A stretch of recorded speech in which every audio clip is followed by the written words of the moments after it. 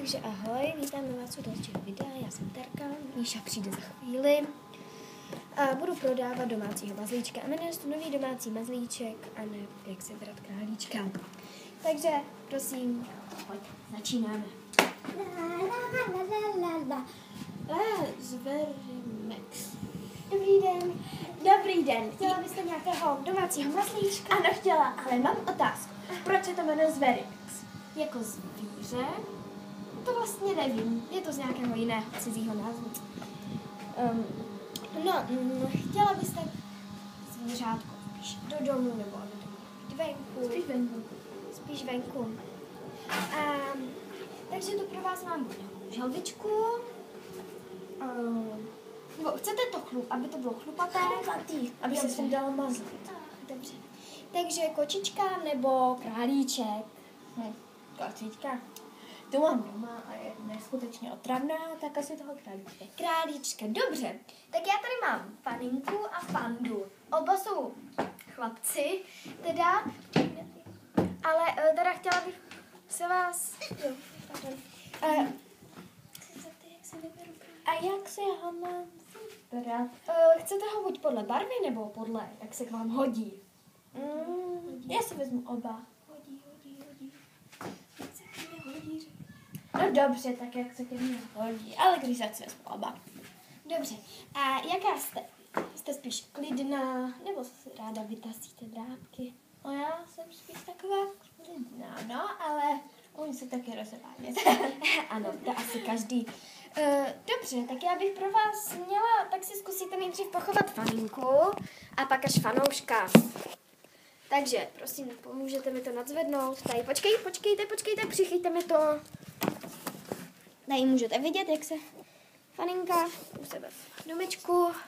Tak, a už ji vytahujeme. Ukažte, vy to neumíte, slečno. Vidíte, ona taky ráda občas vytasí drápky, ona má ocásek, tady takový hezký rostomilý, vidíte ji? Faninka, no, jako miminko takové maličké. Faninko.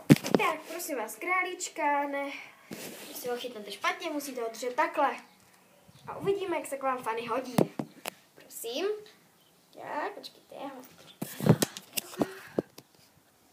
No já myslím, že Faninka je u vás naprosto spokojená. Tak víte, co tady vrátíme, Faninku? A ukážeme si fanouška. Tak, pomaličku ji sundáme domeček. Tak, výborně. A já vám tady takhle pomůžu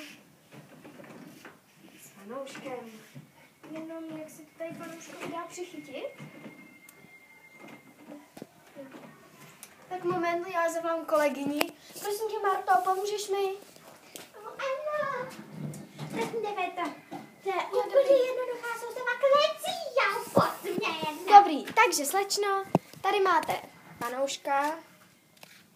Jo, tady takhle fanoušek vevnitř by měl být někde. No, už to viděli. Tak, zkuste si ho vyndat teda, nebo vám ho mám vyndat?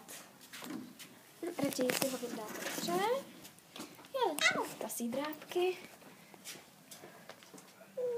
No, tak já myslím, že k vám se hodí oba, takže teď už to půjde pouze podle barev.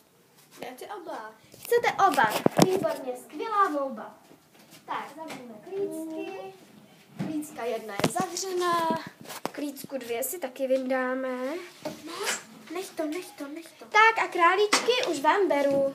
Dobře, tak jo, nashledanou. Takže tady jste viděli, jak se vybrat domácího mazlíčka. Je to dobrý podle vaší povahy, zvířátkovy povahy, ale taky podle toho, kde zvířátko žije, jestli chcete chlupaté nebo nějaké holé. Vážně všechno záleží jenom na vás a na zvířátku. A my se s vámi loučíme A těšíme se u dalšího videa. A nezapomeňte, že Lajkovat. Jo, já to taky, ale